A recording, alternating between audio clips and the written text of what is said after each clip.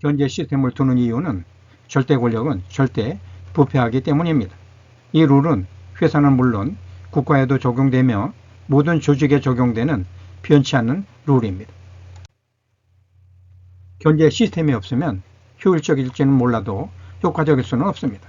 특히 정책이나 금전 분야에 견제 시스템이 없다는 것은 잘못된 결정이나 범죄를 조장하는 것과 같습니다. 견제 시스템은 절제와 상호 보완을 위해서도 반드시 필요합니다. 안녕하십니까. 천연교육병원 유호택 교수입니다. 이번에 말씀드릴 주제는 헌재의 선관위 출신 판사들 윤 대통령의 탄핵을 결정짓나입니다.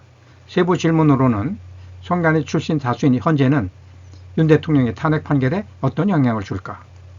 견제할 곳이 없는 절대 권력을 가진 선관위 이대로 좋은가? 한동훈 전 대표는 이에 대해 어떤 입장을 취했는가입니다. 윤 대통령이 주장하는 기엄선포 배경은 첫째, 선관위 선거 부정 의혹입니다. 둘째, 야당의 의회 권력 남용입니다. 이 때문에 윤 대통령은 기엄을 선포했다는 것입니다. 윤 대통령의 기엄 선포 배경에는 선거 부정 의혹과 정부 마비가 있는데 이 중에서 선거 부정 의혹에 대해서는 좀 더 심도 있게 다뤄보겠습니다. 현재 8명의 헌법재판소 재판관 중 6명이 선관위와 직접적인 관련이 있습니다. 즉 현재 헌재의 재판관 수는 8명인데 6명이 공정선거 의혹을 불러일으키고 있는 선관위 위원장 출신 헌법재판관이라는 것입니다. 이는 전체 재판관의 75%에 해당하는 높은 비율이며 선관위가 헌재에 상당한 영향력을 미치고 있음을 보여줍니다. 헌법재판관들의 선거관리위원회 경력은 다음과 같습니다. 문영배 권한대행은 2011년 7월부터 2012년 6월까지 진주시 선관위원장을 역임했습니다. 김영도 재판관은 2010년부터 2011년까지 강릉시 선관위원장을 역임했습니다. 정정미 재판관은 2009년부터 2010년까지 공주시 선관위원장을 역임했습니다. 정영식 재판관은 2012년부터 2013년까지 평택시 선관위원장을 역임했습니다. 조한창 재판관은 2008년부터 2009년까지 제주시 선관위원장을, 2011년부터 2012년까지 평택시 선관위원장을 역임했습니다. 정계선 재판관은 2010년부터 2011년까지 음성군 선관위원장을 역임했습니다. 선관위의 역할과 권한은 다음과 같습니다. 첫째, 독립기구로서의 지위입니다. 중앙선거관리위원회는 헌법상 독립기구로 선거와 국민투표 관리를 담당하고 있습니다. 둘째, 법적 권한입니다. 선관위는 선거법 해석과 집행, 선거 관련 분쟁 조정, 위법행위 조사 권한을 가지고 있습니다. 셋째, 논란 사례입니다. 선거 공정성 보장이라는 명목하에 선거 개입 논란이 지속적으로 발생하고 있으며 지속적인 내부관리 비리 문제가 야기되고 있습니다. 다음은 선거관리위원회의 실제 스캔들입니다. 스캔들의 개요는 다음과 같습니다. 선거관리위원회 김세환 전 사무총장과 정치인들 사이의 비공식적인 연락망인 세컨드폰이 사용되어 큰 논란이 일고 있습니다. 비밀 소통의 실태는 공식 업무용 전화가 아닌 별도의 휴대전화를 통해 선거 관련 민감한 정보와 의견이 교환된 것으로 드러났다는 것입니다. 이로 인해 제기된 문제는 선거관리의 공정성과 중립성이 심각하게 훼손될 수 있는 불법적인 소통 채널이 존재했다는 것이 밝혀졌다는 것입니다. 이로 인한 파장과 영향은 선관위의 신뢰도가 크게 손상되었으며 과거 선거 결과의 공정성에 대한 의문이 제기되고 있다는 것입니다. 김세환 전 선관위 사무총장의 세컨드폰 사건 경과는 다음과 같습니다. 2020년 1월 김 전 총장이 익명의 세컨드폰을 개통했습니다. 2020년 3월 김 전 총장이 퇴직하면서 이 세컨드폰을 무단으로 반출했습니다. 2023년 6월 감사원의 선관위 감사 중 이 세컨드폰의 존재가 확인되었습니다. 2023년 11월 김 전 총장이 데이터를 삭제하고 휴대전화를 반납했습니다. 이와 같은 상황으로 인해 선거관리기관의 투명성과 공정성에 대한 의문이 제기되고 있습니다. 다음은 선관위 세수 채용 서류 조작 의혹 실태입니다. 첫째, 감사원 감사 결과입니다.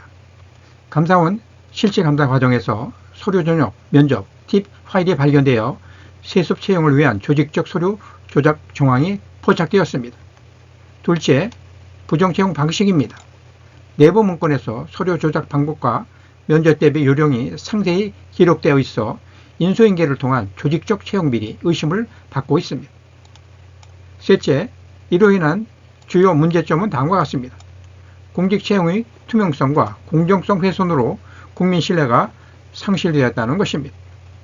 내부 감시 및 견제 시스템 부재로 인한 제도적인 허점이 노출되었다는 것입니다. 선거관리기관으로서의 도덕성과 공정성 위기를 맞이하게 되었다는 것입니다. 다음으로 헌법재판소에서 감사원의 선관위 감사가 위헌이라는 상식 밖의 결정을 내렸다는 것입니다. 이는 선관위와 헌법재판소가 서로 돕는 관계가 아닌가 하는 의심을 자아내게 만들었습니다. 이렇게 의심하는 세부 내용은 다음과 같습니다. 첫째, 헌재 결정 요지입니다. 헌법재판소는 선거관리위원회에 대한 감사원의 직무감찰이 위헌이라고 판단했습니다. 둘째, 법적 의미입니다. 이로 인해 선거관리위원회는 감사원의 감찰 대상이 아님을 명확히 확인한 것이 되었습니다. 셋째, 기존 감사의 효력입니다. 그동안 진행된 감사 결과가 법적 효력이 불분명한 상태로 전환되었습니다. 넷째, 향후 과제입니다. 아이러니하게도 선거관리위원회에 대한 새로운 감사 체계를 마련해야 한다는 필요성이 강력하게 대두되었습니다. 즉, 아무 제재도 받지 않는 선관위가 이대로 괜찮은가 하는 의문이 강력히 대두되었다는 것입니다. 이런 결과로 인한 화살은 오히려 선관위와 헌법재판소로 향하게 되었습니다. 이로 인해 정치인들이 이런 절대 권력에 대한 의견을 내지 않을 수 없는 상황이 되었습니다.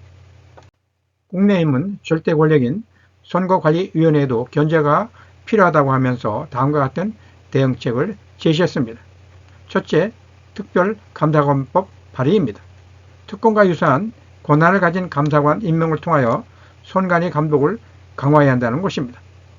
둘째, 국회 국정조사권 추진입니다. 선거관리위원회에 대한 국회 차원의 포괄적 조사를 실시해야 한다는 것입니다. 셋째, 사무총장에 대한 인사청문회 제도를 도입해야 한다는 것입니다. 즉, 선관위 임명 과정의 투명성과 책임성을 확보해야 한다는 것입니다. 이러한 일련의 조치들은 선거관리위원회에 대한 국민의힘의 강력한 견제와 감시 의지를 명확히 보여주고 있습니다. 이낙연 전 총리도 선관위의 비리에 대해 다음과 같이 지적했습니다. 첫째, 그는 선관위의 비리가 충격적이라고 말했습니다. 즉, 감사원 감사를 통해 드러난 중앙선거관리위원회 비리를 충격적이라고 지적하면서 선관위 수혜소 방법을 이대로 둘 수는 없다고 강력히 비판했습니다. 둘째, 구체적 비리 내용으로 선관위 간부들의 자녀 부정채용, 가족회사식 운영, 무단 결근 후 급여 부정 수령, 업무용 전화를 통한 정치인과의 부적절한 소통 등 총체적 비리가 드러났다고 밝혔습니다. 셋째, 그는 또한 선관위 헌법기관으로서의 책임도 제기했습니다. 이 전 총리는 선관위가 민주주의 기본인 선거를 관리하는 헌법기관임을 강조하면서 이러한 비리의 심각성을 지적했습니다. 최근 헌재와 선관위 그리고 민주당 간의 유착관계 의혹이 커지고 있습니다.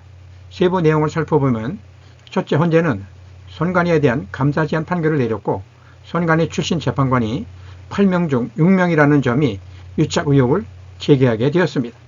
둘째, 선관위에는 총체적 비리 의혹이 있으며 정치적 중립성을 훼손했음은 물론 내부 감시 체계도 미흡했다는 지적이 일고 있습니다. 셋째, 민주당은 선관위 비리에 대해 침묵하고 있으며 견제 역할에 대한 의견이 없다는 것이 세 기관의 유착 의혹을 키우고 있습니다. 이런 이유로 세 기관의 유착 관계는 민주주의 견제와 균형 원리를 심각하게 위협할 수 있다는 우려가 제기되고 있습니다. 선거관리위원회는 헌법상 독립기구로 법적으로 보장된 지위를 가지고 있습니다. 하지만 선관위를 실질적으로 감시하고 견제할 수 있는 장치가 부족한 상황입니다. 이로 인해 선관위의 결정이 사실상 최종 판단으로 작용하게 되는 문제가 있습니다. 선관위의 독립성과 공정성을 높이기 위해서는 이를 견제할 수 있는 제도적 장치가 반드시 필요합니다. 이외에도 감사원이 2025년 2월 27일 발표한 선거관리위원회 시형 등 인력관리 실태 감사 결과에 따르면 지난 10년간 선관위 채용 분야에서 총 878건의 규정 위반이 적발되었다는 것입니다. 이는 앞으로도 많은 비리 문제가 노출될 것임을 잘 말해줍니다.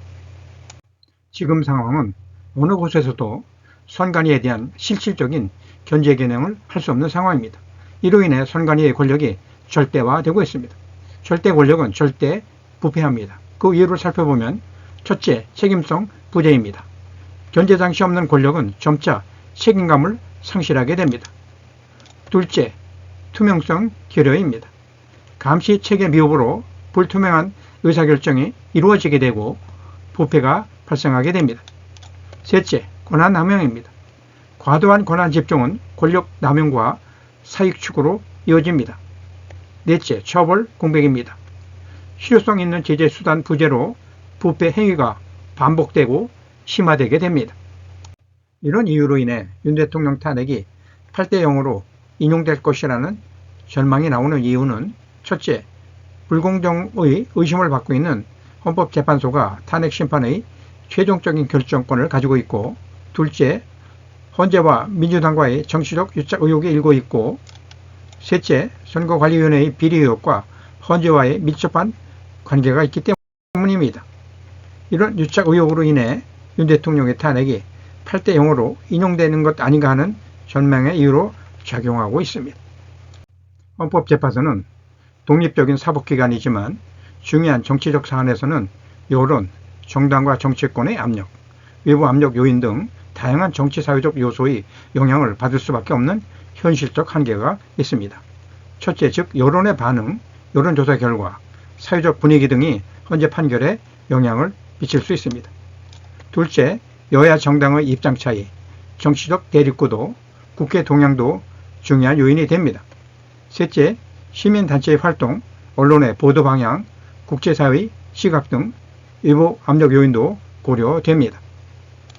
이처럼 산적한 선관위의 문제에 대해 한동훈 전 대표는 다음과 같이 선관위 감시체계와 신뢰도 문제를 제기했습니다. 여기서 한동훈 전 대표의 말을 요약하면 선관위가 마치 가족회사처럼 운영되고 있습니다. 아무도 감시하지 않는 기관은 문제가 생길 수밖에 없습니다. 빛이 들지 않는 곳에는 곰팡이가 생기듯 지금 선관위에도 많은 문제가 있습니다. 라고 하면서 특히 헌재가 선관위를 감사원 감사 대상에서 제외하는 것을 문제 삼았습니다. 즉 선관위가 독립적으로 운영되어야 하지만 이것이 감시나 견제를 받지 않아도 된다는 뜻은 아니라고 강조했습니다. 이러한 지적이 말로 끝날 것이 아니라 실제로 기업으로 나타날 수 있도록 한동훈 전 대표는 적극적으로 추진해야 할 것입니다. 오늘 말씀드린 내용을 정리하면 다음과 같습니다. 첫째, 선관위 헌재 관계의 문제점입니다. 선관위와 헌법재판소 간의 밀접한 연결성으로 인해 선관위에 대한 실질적인 법적 견제가 이루어지지 않는 현실적 한계가 존재한다는 것입니다. 둘째, 선관위의 치해복화나 우려입니다. 선관위가 사실상 법적 제재로부터 자유로운 상황이 지속되면서 민주주의 제도의 근간을 위협할 수 있는 위험한 상황에 직면해 있다는 것입니다. 셋째, 제도적 개선 방안 모색입니다. 선관위에 대한 실효성 있는 견제 장치 마련과 함께 헌법재판소의 독립적 판단을 보장할 수 있는 제도적 장치 구축이 필요하다는 것입니다. 넷째, 한동훈 전 대표의 입장 표명입니다. 선관위의 문제점 개혁 방향에 대해 한동훈 전 대표의 입장 표명이 실행으로 옮겨져야 할 것입니다. 특히 선거 공정성 확보와 법치주의 회복을 위한 구체적인 실행 대안 마련 및 추진이 필요한 상황입니다. 견제 시스템을 두는 이유는 절대 권력은 절대 부패하기 때문입니다.